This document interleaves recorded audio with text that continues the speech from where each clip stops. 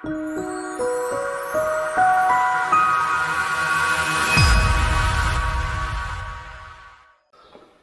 lot of time to practice. We'll practice the chest tube and also the lumbar puncture as well. We have a model here. So I would like to take about 30 minutes to introduce how to do the lumbar puncture and the basic CSF data interpretation. The history of lumbar puncture can date back from the 3,700 years ago. It's first report of the cerebrospinal fluid by Edwin Smith surgical apparatus. And in Hippocrates, he in 400 BC, he has reported CSF presence in the brain cavity. And Galen also described the ventricular cavity. And recently, about 150 years ago, Heinrich Quinn of Kiel, Germany, he introduced the lumbar puncture procedure as we know it today. And in 1901, Weidel introduced CSF cytology study.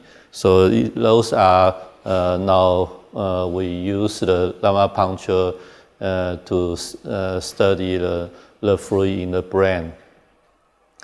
The CSF cerebrospinal fluid is secreted by choroid plexus in the ventricles, it's filled the subarachnoid space, then is reabsorbed the arachnoid villi into the venous blood of dura venous sinus.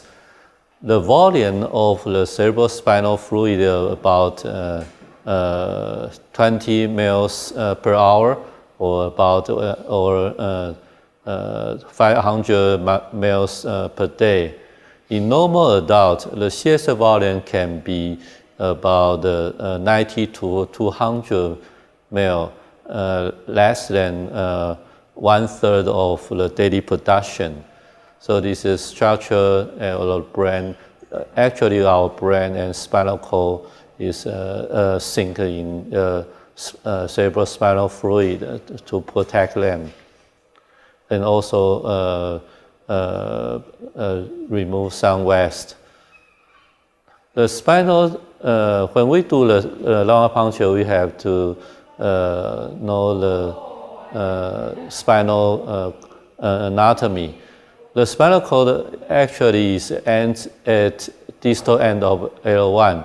So we usually do the lumbar puncture at the space between the L4-5 or L3-4 is safe. It will not puncture to the spinal cord, because the spinal cord already ending at L1.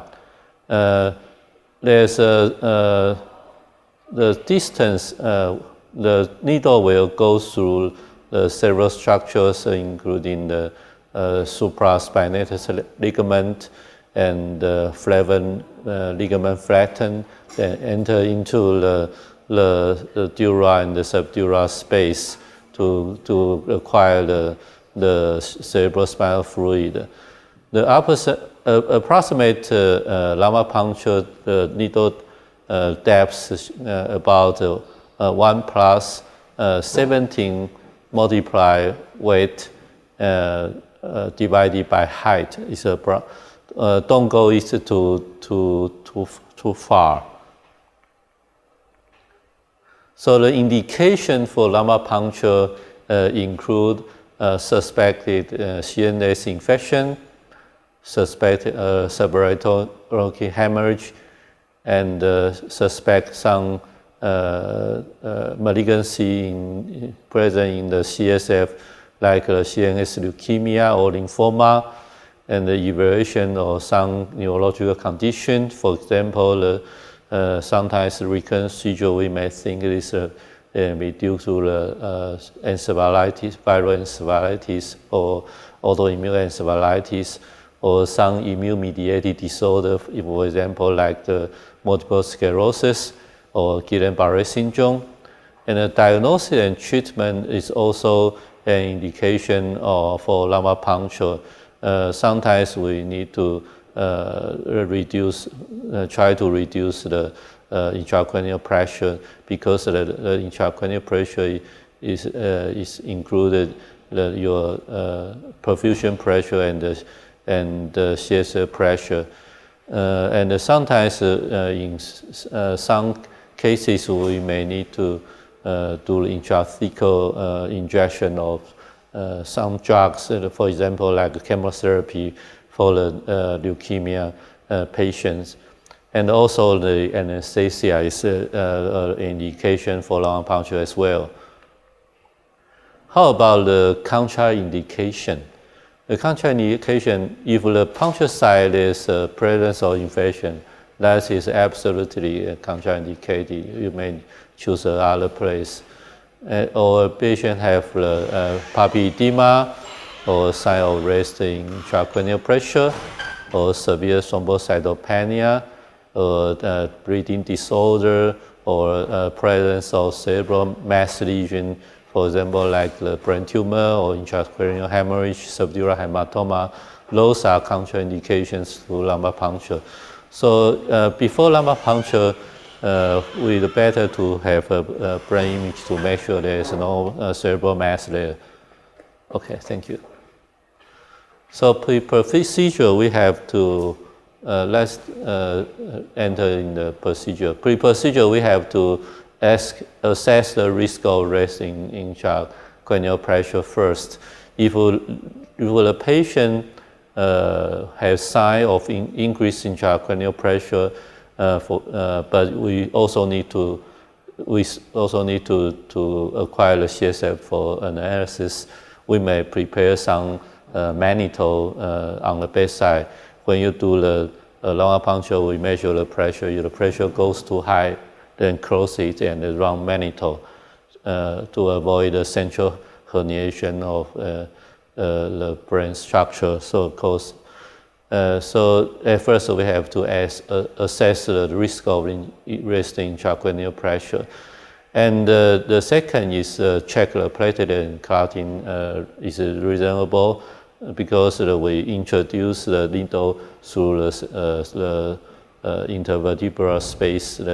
There's some vessel runs inside, so we don't want to give some trauma or traumatic tapping to interfere the reading of CSF data, and ensure the absence of infection or metalwork at the lumbar puncture site, and also is any allergy to latex glove, beta-iodine, lidocaine, or other medication.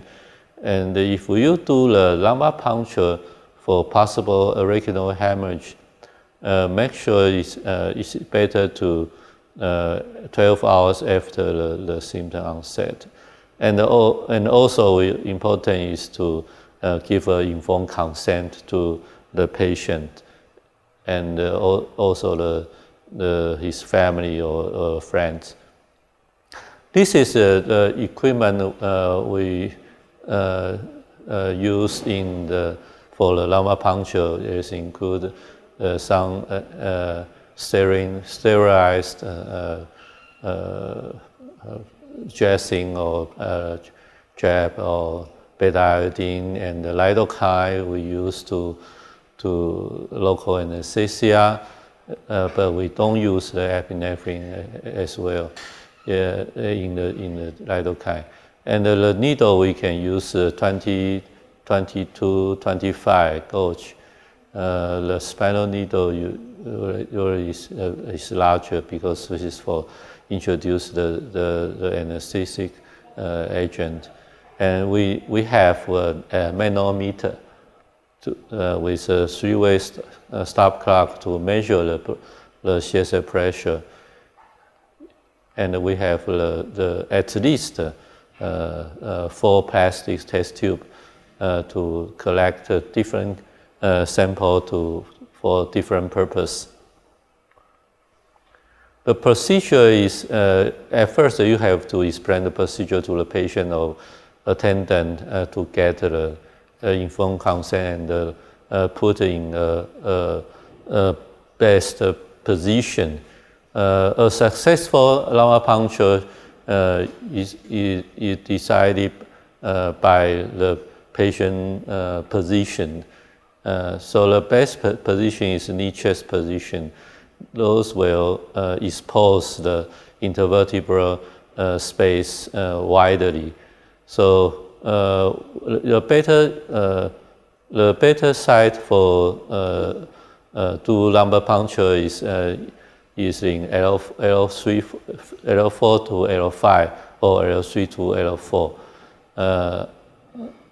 And we at least collect at least 10 drops of CSF in each of the tube. And remember the sterilize is important. And also we need to draw serum glucose to compare with CSF glucose, because in some kind of infection the glucose will go slower. But if your patient has high blood sugar, the reading of CSF glucose might be within normal range, but it's actually is below the normal level.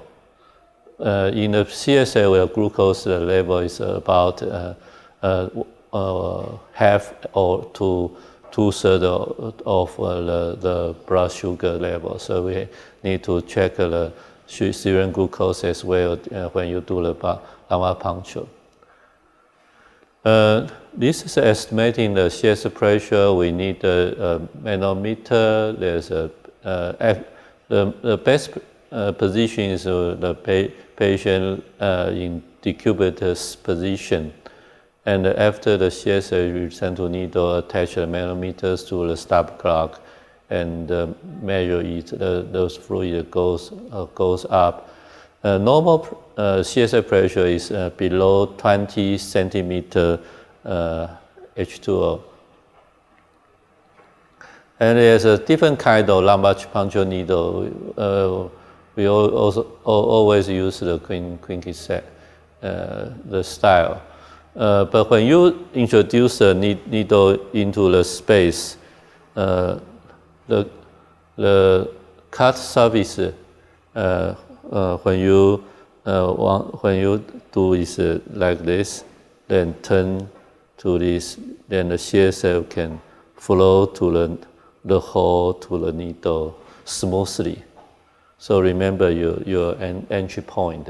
The needle, when you go like this, then turn. When you then turn to the head side, so the CSF can flow smoothly. The sample collection, at least we collect 4 samples. Tube 1 can include the protein and glucose level, tube 2 for grandstand, tube 3 for cell count differential, and tube 4 for spatial repeat. If possible, you can spare 1 tube for the later use. If you find something you miss, you still have sample to send to the laboratory to check. Let's see the video to show you the lumbar puncture technique. Hello, this is Jason Williams from proceduralist.org, and today we're going to review lumbar puncture. Take a look at the previous chapters on proceduralist.org for more information about complications and contraindications. But briefly, before the procedure, be sure to obtain informed consent and telling about the risk of complications. Consider ultrasound guidance, especially when it's difficult to palpate landmarks. In obese patients, those with severe share joint disease or osteoarthritis or venous vasculitis. And be sure to always perform a procedure timeout. In addition to ensuring that you have the right patient and are doing the right procedure, make sure they don't have an allergy to lidocaine. And check one more time that there's no contraindications to the procedure, including indications for head CT, risk for herniations. Most importantly, significant coagulopathies or therapeutic anticoagulants like Coumadin or therapeutic Lovenox, which are known to cause markedly high risk of spinal hematoma and paralysis. Next, patient positioning is key to the entire procedure. You can do when the patient sit or like decubitus position. Opens the spinous processes more widely, and skin folds are aligned. Sometimes in obese patients, the midline appears to shift as the skin sags, and this doesn't happen in the same position. In either position, rolling the shoulders forward and pulling the knees to the chest is critical to maximally opening up those spinous processes and increasing the space to pass the spinal needle. This is actually a poor example of the sitting position. To optimally open the spinous process, a chair should be brought.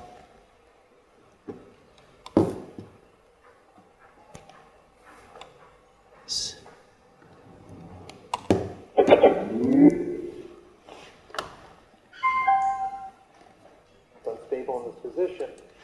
In either position, rolling the shoulders forward and pulling the knees to the chest is critical to maximally opening up those spinous processes and increasing the space to pass the spinal needle. This is actually a poor example of the sitting position. To optimally open the spinous process, a chair should be brought to the foot of the bed and the patient should rest their feet on the seat of the chair. Then a pillow can be placed on the patient's knees and then the patient can lean forward and rest their arms and torso on the pillow in their lap. Alternatively, if the patient's unstable in this position, can remove the chair and instead place a bedside tray for them to rest their torso and arms on, but this does not quite open the spinous processes as much as having them rest their legs on a chair. This is another common example of poor positioning in the lateral position. You really need to have the shoulders and the hips in proper perpendicular alignment. You can see at top the optimal position is having nice perpendicular alignment of the hips, shoulders, and spine to the bed, which can be aided by placing a pillow under the patient's head and a pillow between their knees. That would prevent the curvature seen in the image below. Once the patient is positioned, next palpate for the iliac crests. The superior aspect of the iliac crest corresponds with L4, and that will be your major anatomic landmark.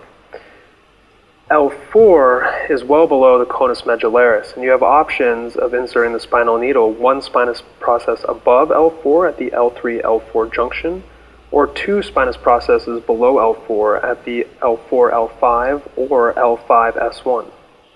Generally, the further down the spinal column, the wider the space between the spinous process, but the further down you go, the deeper the bones are and the more difficult they are to palpate. So you can insert in any of these levels depending on what you can palpate the best. Once you've decided, be sure to mark the space with a Sharpie or more preferably a surgical marker. Next, sterilize the area with one large ChloraPrep or two smaller ones, at least an 8-inch by 8-inch area. Then wash your hands and don a face mask. You can then open the kit in a sterile fashion and apply your sterile gloves and sterilely drape the patient.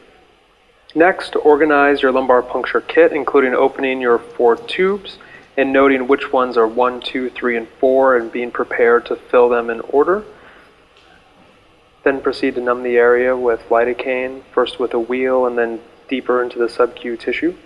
Now you can take your spinal needle with the stylet in place and take a 15-degree angle approach, aiming towards the umbilicus.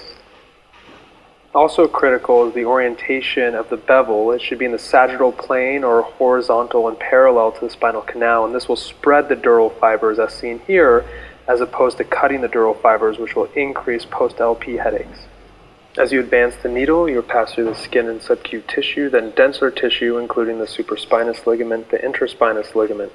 And then you'll encounter the ligamentum flavum, and as you pass through this ligamentum, you'll feel that classic pop, at which point you should withdraw the stylet and look for CSF. If there is none, replace the stylet, advance the needle 2 millimeters, and remove the stylet and look again. Replace the stylet in advance if you still do not see CSF, and repeat as necessary until you enter the subarachnoid space. As a reminder, the bevel of the needle should be in the sagittal plane as shown here. which is parallel to the spinal cord and nerve fibers, which spreads the dural sac as opposed to cutting it. And this again has been shown to reduce LP headaches. Once CSF is flowing, use the stopcock to attach the manometry tubing to the spinal needle, and watch for the column of fluid to fill until it plateaus, and there will be some respiratory variation. And note the highest peak of the CSF. Remember that the white stopcock always points to off, so you can see the white stopcock pointing to the right in this direction, which allows CSF to flow in out of the spinal needle and up the manometry tubing. And once you've noted the opening pressure, turn this white stopcock all the way to the left, and that will allow you to drain CSF from the manometry tube into your tube number 1. Once you've finished collecting CSF, be sure to replace the stylet before pulling out the needle. This has been shown to reduce post-LP headaches. Apply mild pressure, remove the dressing, and add a Band-Aid. Be sure to dispose of your sharps and properly label your CSF specimens and get them to the nurse to be sent to the lab. Be sure to write a procedure note for all the procedures you've done, whether successful or failed. And that's that.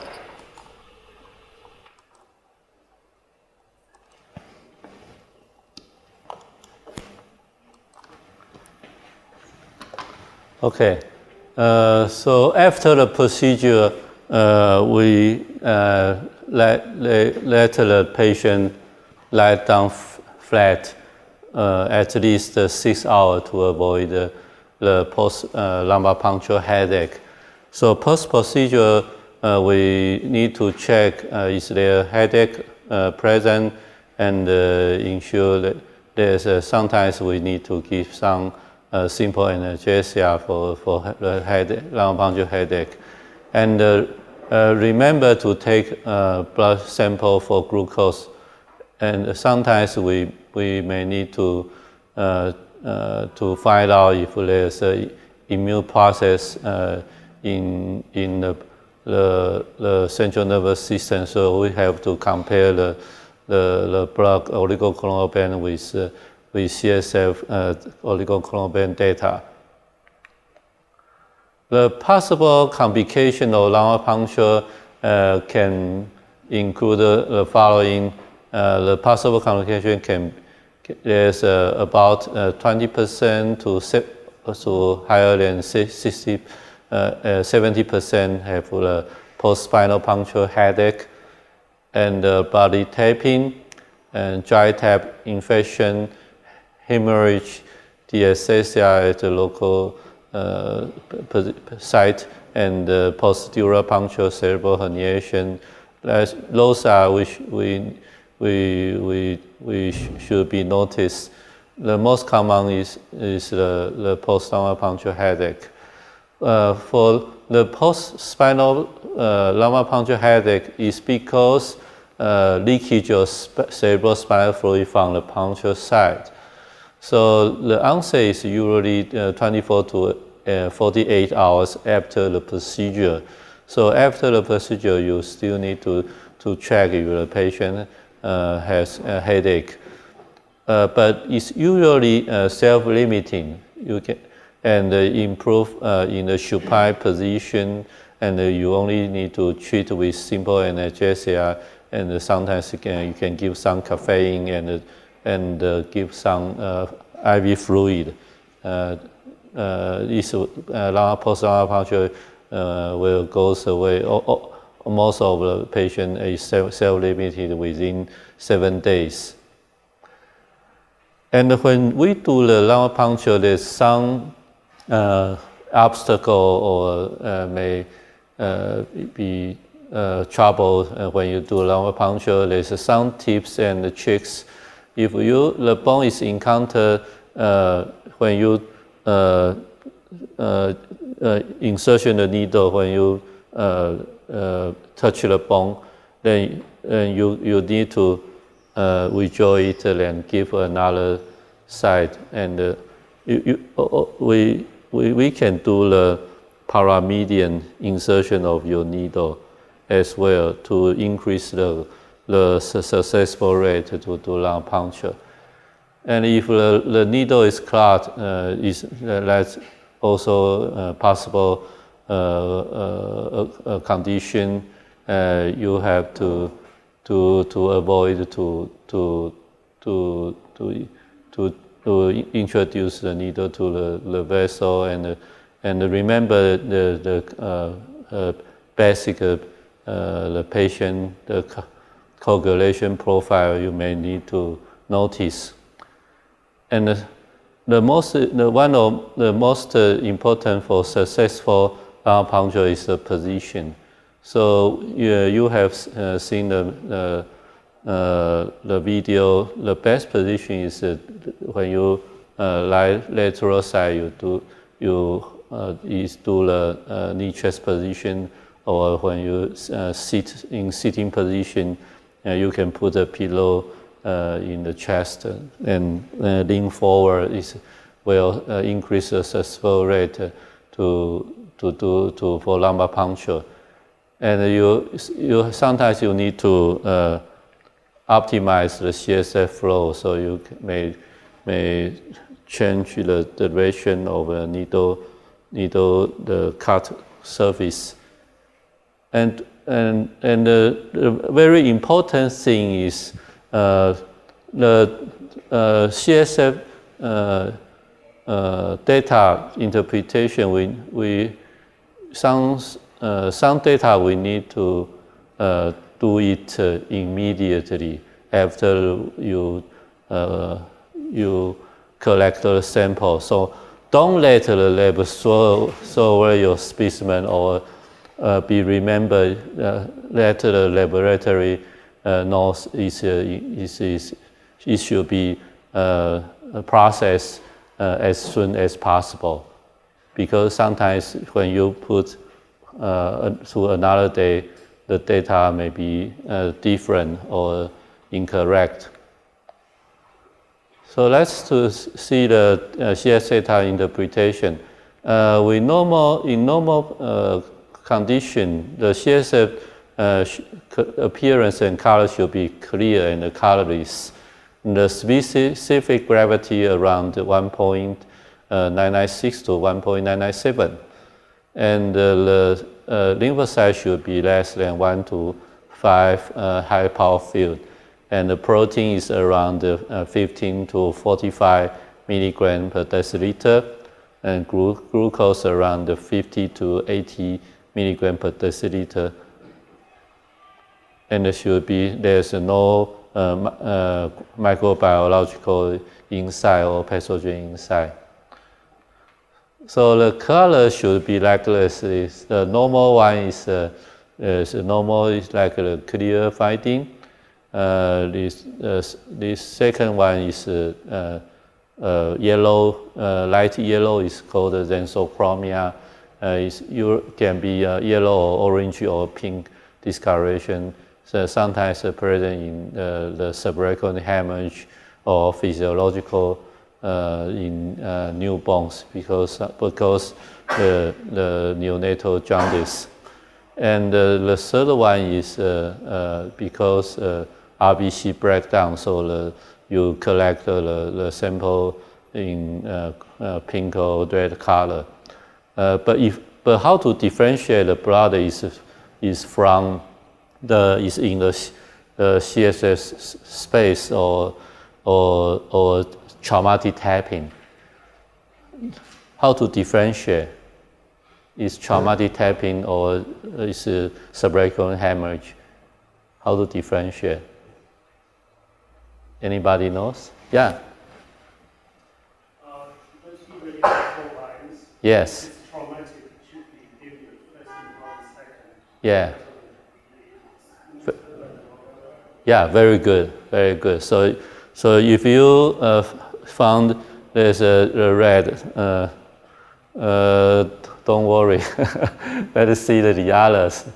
But if you see the first is red, and but you also may think there is a possibility of blood in CS. Okay. So the fourth one is a turbid one. It might indicate some white blood cell or many destroyed RBC or inside. So it's maybe due to meningitis. So you have to aware about the color when you see the first drop of the CSF. And also sometimes if the appearance is green, is because the hyperbilirubinemia or prurient CSF, and it's brown, this is because of meningeal myelomatosis. So the second is the pressure. Second, you see the pressure. We measure the CSF pressure with a current manometer. The normal CSF pressure should be less than 20 centimeter H2O. So increased pressure can be present in congestive heart failure, cerebral edema, subarachnoid hemorrhage, hyperosmolarity resulting from hemodialysis, or meningitis, hydrocephalus, or sugar tumor cerebri. And in some conditions, the pressure may reduce because of the blockage of the subarachnoid space. So there's there's very little CS around in the space, or leakage of spinal fluid, severe dehydration, hyperosmolarity, or circulatory collapse. When we then low sample we send for laboratory, we have to notice the cell count. The normal cell count should be less than 5 WBC in adult and less than 20 in newborn. It should be greater compartment is lymphocyte, about 70%. And about 99% of patients with bacterial meningitis, the WBC will be greater than 100 WBC in the CSF in high power field.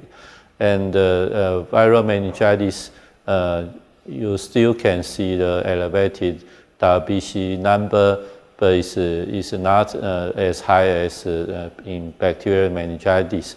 And the predominance of lymphocyte. For bacterial meningitis, it is predominant in PNNs. And for fungal and tuberculous meningitis, it's also predominant of lymphocyte, but also with high content of protein and decreased sugar. Yeah, for RBC, should be careful without traumatic tapping. The next is the biochemistry, like we send for glucose. Glucose should be not less than 50% of sugar, serum sugar. If the glucose level drop below the half of the serum sugar, it might be caused by inflammation, or sometimes lymphoma can have this kind of appearance. And if the protein increase, it can be present in infections, multiple sclerosis, Guillain-Barré syndrome, or some malignancy, and also some medications.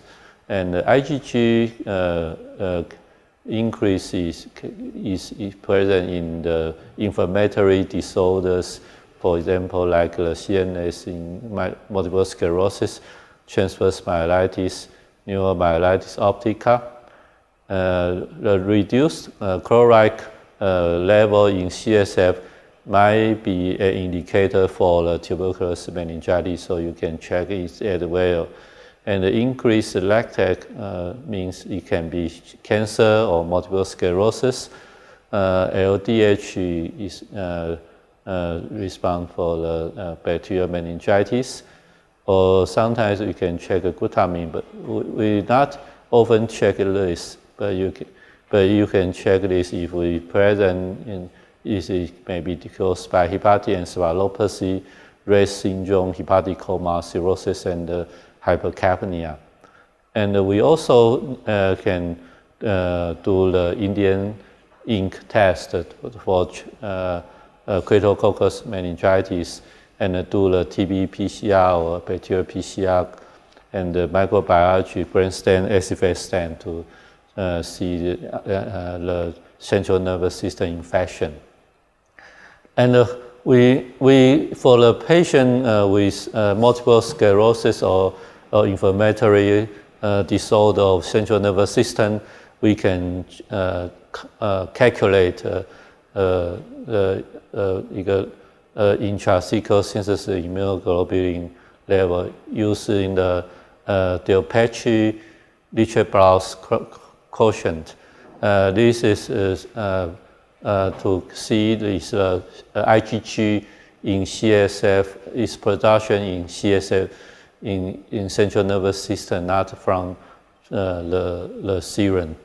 So if the level, the quotient ratio is greater than 0.07, is called means there's intrathecal synthesis of immunoglobulins. Let's take a look at the complex table to show you how to interpret the CSF data. So for common cause, for example, the acute bacterial meningitis can be caused by Streptococcus pneumonia or Neisseria meningitis or Listeria or Gram E. coli, gram-negative, gram-positive bacilli. Those you can see the opening pressure, the CSF pressure will go high, and the white blood count in CSF will greater than 100, and the TMM predominant. The protein is also high, but the glucose is go down below 40 to 50% of serum level, and in some meningitis, some kind of meningitis, there's other manifestation you can observe in patient. For example, there's a particular rash can be present in Neisseria meningitis infection, or if the patient has recurrent meningitis, you have to consider HIV or Behçet syndrome, sarcoidosis. But sometimes the patient is already on antibiotic treatment, but not so effective. You can see the CSF data is a little bit different from the acute bacterial meningitis with untreated. The pressure can be a little bit higher, WBC can be greater, but it's also is the PNN predominant, but you can see some monocyte in the CSF, also the protein increase, but glucose might not be so decreased so much, and we should be it's better to get the culture result. For the treatment for the acute meningitis, bacterial meningitis, we have to use, before you get the result, we need to give the antibiotic as soon as possible, because it's high morbidity and mortality disease. So we can give the ceftriaxone, vancomycin, then after the culture you can downgrade. But for specific pathogen like Listeria, you can use the ampicillin for about 21 days. Yeah, and sometimes for Streptococcus pneumonia, we also need to give some corticosteroid to reduce the morbidity of the patient.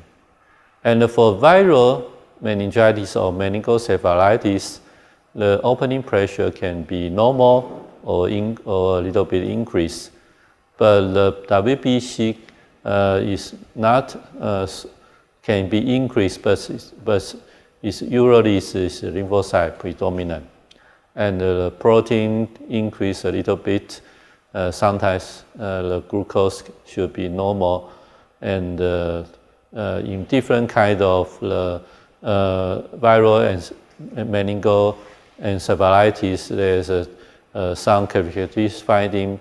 For example, like the HSV1 encephalitis, we can see the patient might present with focal seizure or focal finding on the image.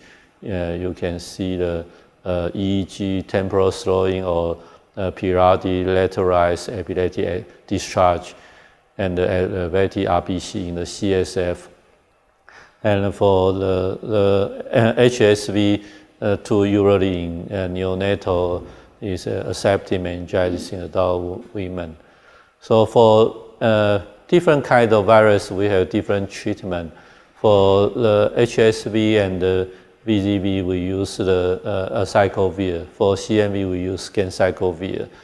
But for EBV, supportive. For HIV, we use HAART.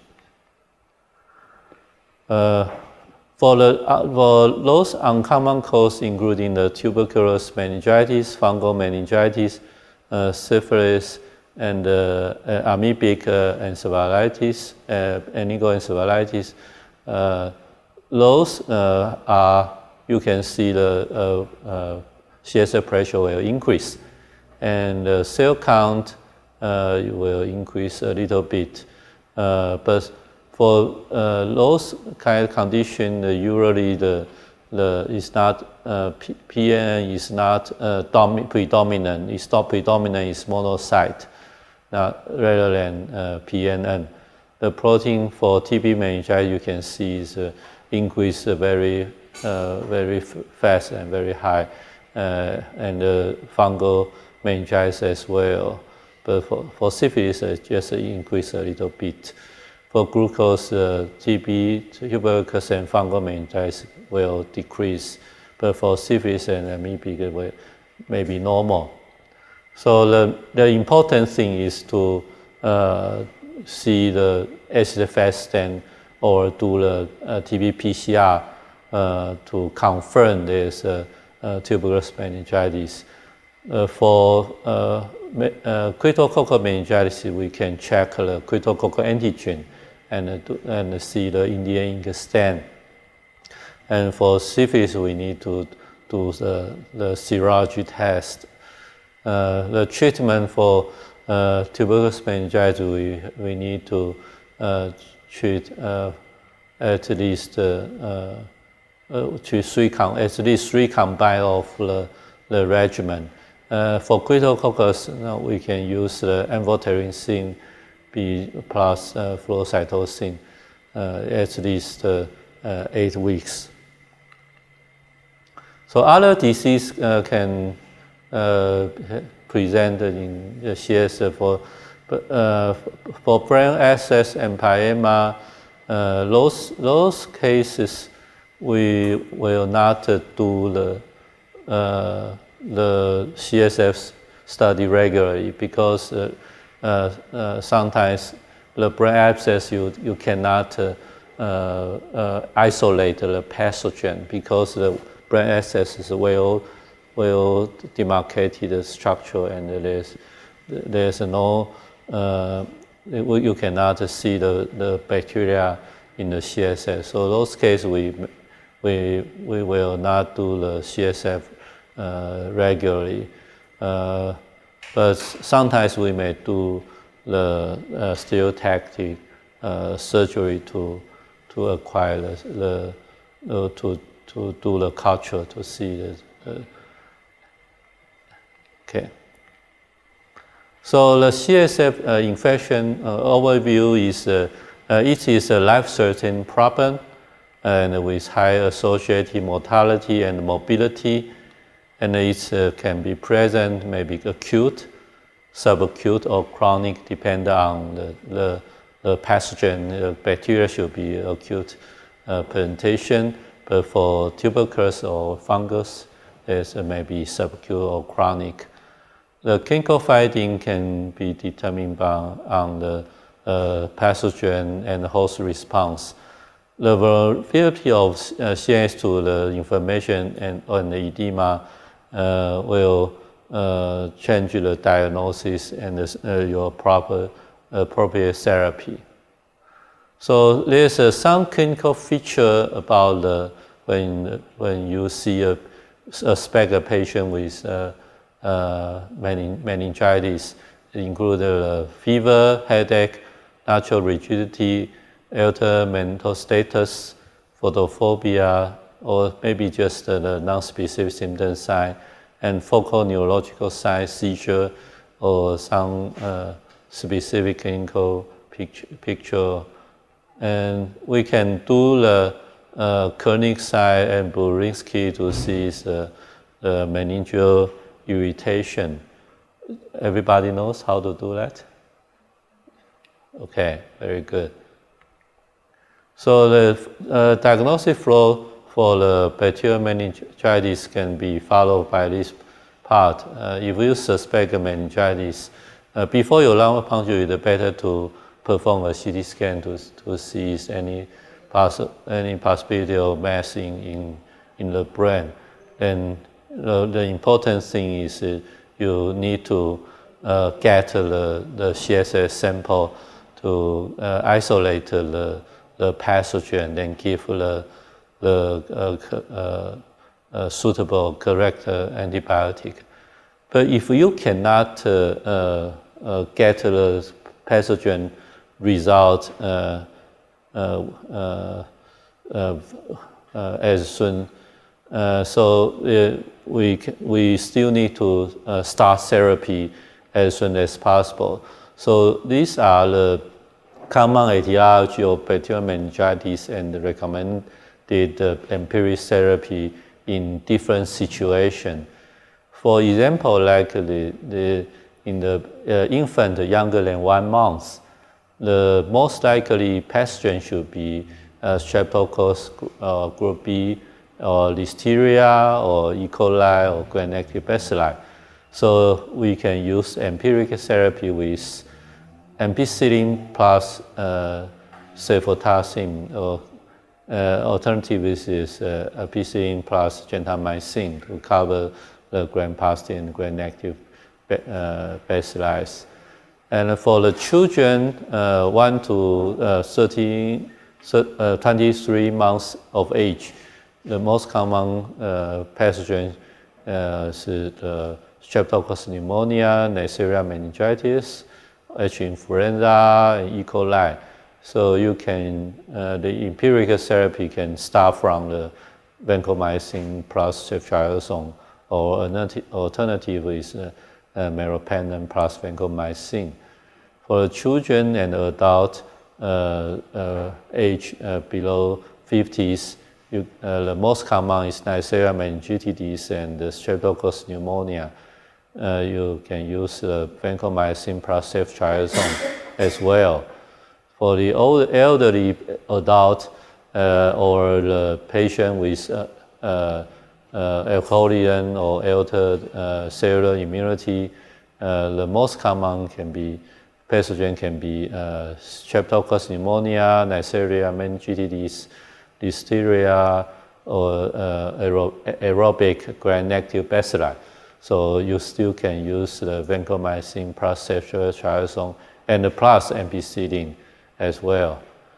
For the patient with skull-base fracture or cochlear implant, there's maybe disrupted BBB protection. The most common is Streptococcus pneumonia, H. influenza, group A, beta hemolytic streptococcus. So still you can use the vancomycin plus ceftriaxone as the empiric therapy. For those penetrating trauma or post-neurosurgical, the most common pathogen is Staphylococcus aureus, is a skin pathogen, and coagulase negative, the Staphylococcus, or aerobic gram-negative bacilli. So in those cases, you can use vancomycin plus cefepime, or alternative with meropenem plus vancomycin. For those patients with CSF shunt, The most common pathogen might be coagulase negative Staphylococcus aureus, aerobic gram-negative bacilli. So we use the vancomycin plus cefepime for the empiric therapy. Okay, so this is my talk today. So later we'll separate group to do the practice with the chest tube and the lumbar puncture for the whole day. Okay. Any question? Maybe we can take a rest for 10 to 20 minutes. Okay, so take a rest for